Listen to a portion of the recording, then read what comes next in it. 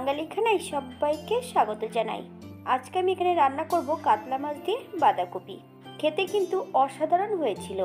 আপনারাও খুব সহজে শিখে নিতে পারবেন ছোট ছোট টিপস সহ। ঘরোয়া উপকরণ দিয়ে আপনিও খুব সহজে এটা রান্না করে নিতে পারবেন।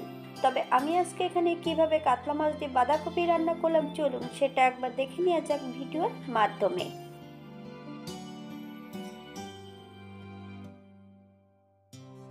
আগের থেকে বাঁধাকপিটা আমি কেটে রেখেছি। মিডিয়াম সাইজের একটা বাঁধাকপি সম্পূর্ণ কেটে নিয়েছি। তবে বাঁধাকপিগুলো একটু মোটা করে কাটতে হবে। আপনারা আপনাদের পছন্দ মতন বাঁধাকপিগুলো কেটে নিতে পারেন।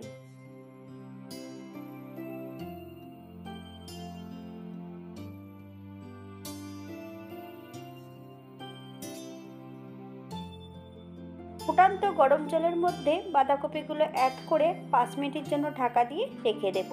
তবে গ্যাসের ফ্লেমটা কিন্তু অফ থাকবে।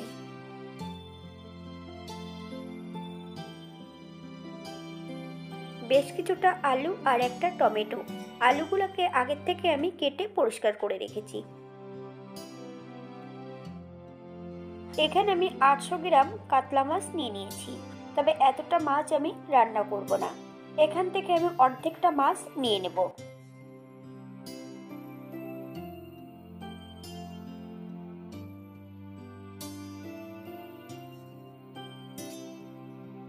মাছগুলোকে পরিষ্কার করে ধুয়ে নিয়েছি।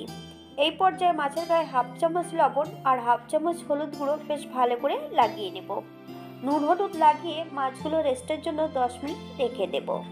আপনাদের হাতে যদি বেশি সময় থাকে আপনারা বেশি সময় রেখে দিতে পারেন। মাছের সঙ্গে কিন্তু আমি আলুগুলোও একবারে নুন হলুদ লাগিয়ে নেব। 10 মিনিট পর একটা কড়াইতে বেশ কিছুটা সর্ষের তেল অ্যাড করব। সামান্য একটু লবণ যাতে মাছগুলো কড়াইয়ের নিচটাতে লেগে না যায়। এই পর্যায়ে এক এক করে সম্পূর্ণ মাছগুলো তেলের মধ্যে অ্যাড করব।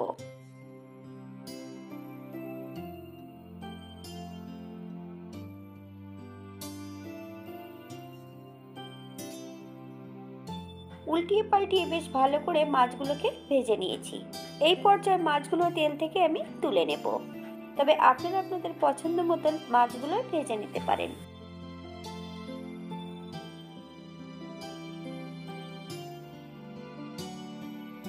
অপর দিক থেকে একটা কড়াইতে বেশ কিছুটা সাদা তেল অ্যাড করব।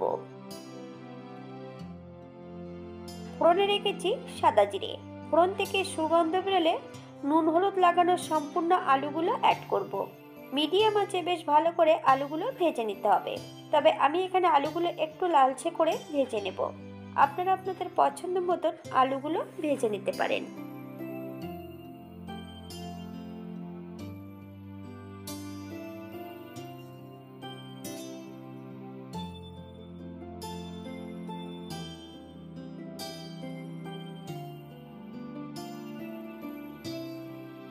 আলু ভাজার এই পর্যায়ে অ্যাড করব 3টে কাঁচা লঙ্কা। সম্পূর্ণ টমেটোটা এই পর্যায়ে অ্যাড করে দেব। সামান্য একটু লবণ দিয়ে বেশ ভালো করে ভেজে নেব। টমেটো থেকে যতক্ষণ কাঁচা গন্ধ বেরোচ্ছে ততক্ষণ বেশ ভালো করে টমেটোটা ভেজে নিতে হবে।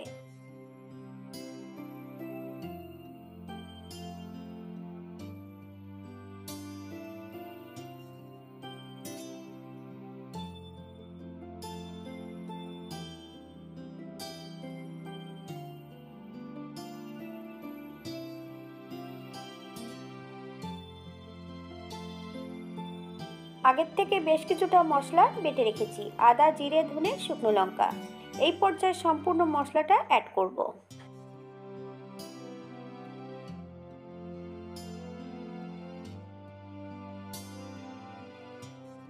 হাফ চামচ হলুদ গুঁড়ো। মিডিয়াম আঁচে বেশ ভালো করে মশলাটা প্রথমে ভেজে নিতে হবে।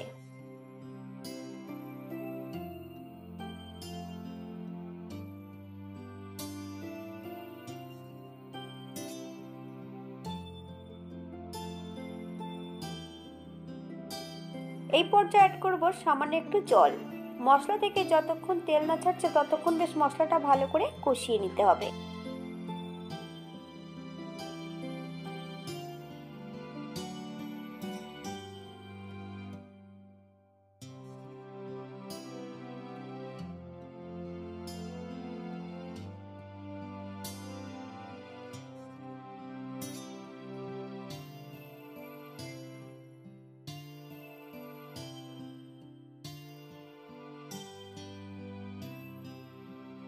মশলা থেকে তেল ছেড়ে দিয়েছে। এই পর্যায়ে সম্পূর্ণ ভাপিয়ে রাখা বাঁধাকপিগুলো অ্যাড করতে হবে। হাই ফ্লেমে 7 থেকে 8 মিনিটের মতন বেশ মশলা সহ ভালো করে বাঁধাকপি দিয়ে কষিয়ে নেব।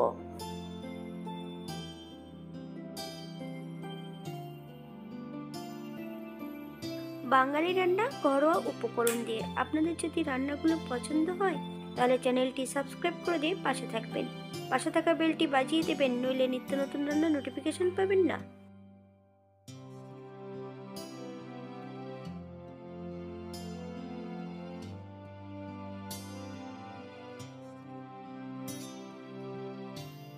এই পর্যায়ে অ্যাড করব হাফ চামচ লবণ। আপনারা স্বাদ অনুসারে লবণটা অ্যাড করবেন।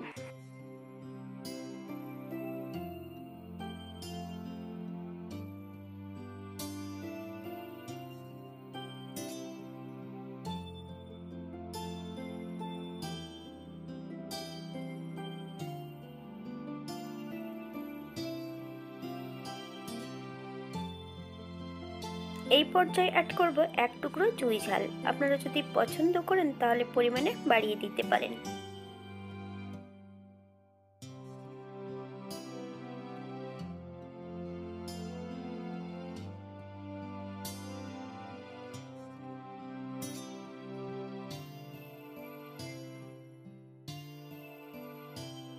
বাঁধাকপি কষানোর এই পর্যায়ে সম্পূর্ণ মাছগুলো অ্যাড করব।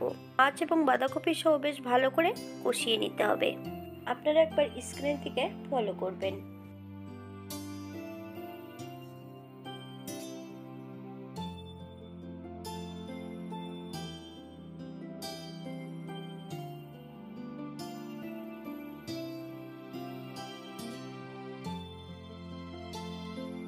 বাঁধাকপি ও মাছ কষানোর এই পর্যায়ে অ্যাড করব 1 কাপ গরম জল। আপনাদের যতটা গ্রেভির প্রয়োজন আপনারা ততটা জল অ্যাড করতে পারেন। হালকা হাতে নেড়ে চেড়ে মাছগুলোকে বেশ ভালো করে সেট করে দিতে হবে।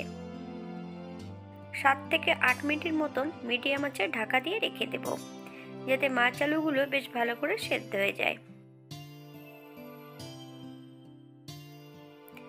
8 মিনিট পর এই পর্যায়ে হালকা হাতে নেড়ে চেড়ে নিতে হবে।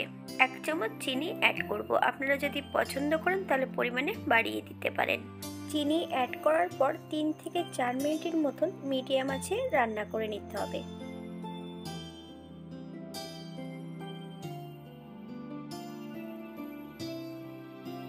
চার মিনিট পর এই পর্যায়ে অ্যাড করব 2 চামচ গরম মশলা বাটা। আপনারা গুঁড়োটাও অ্যাড করতে পারেন। 1 চামচ ঘি। আপনারা যদি পছন্দ করেন তাহলে পরিমাণে বাড়িয়ে দিতে পারেন। এই পর্যায়ে গ্যাসের ফ্লেমটা অফ করে দিয়ে 5 মিনিটের জন্য স্ট্যান্ডিং টাইম দেব, তারপর সার্ভ করব।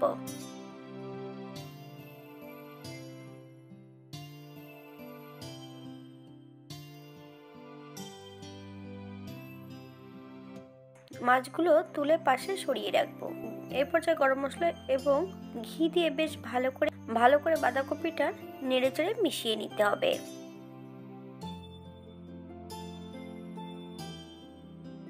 এটা দেখতে যেমন ভারী সুন্দর হয়েছে, এটা গরম ভাতে খেতে কিন্তু অসম্ভব ভালো। আপনারা বাড়িতে একবার একই পদ্ধতিতে বানিয়ে নেবেন। যারা পেঁয়াজ রসুন পছন্দ করেন তারা অবশ্যই অ্যাড করতে পারেন। আমি সম্পূর্ণ বাটা মশলায় রান্না করেছি। আপনারা গুঁড়ো মশলা দিয়ে এটা রান্না করতে পারেন। যারা কাজু বাদাম বা পোস্ত বাটা পছন্দ করেন অ্যাড করতে পারেন।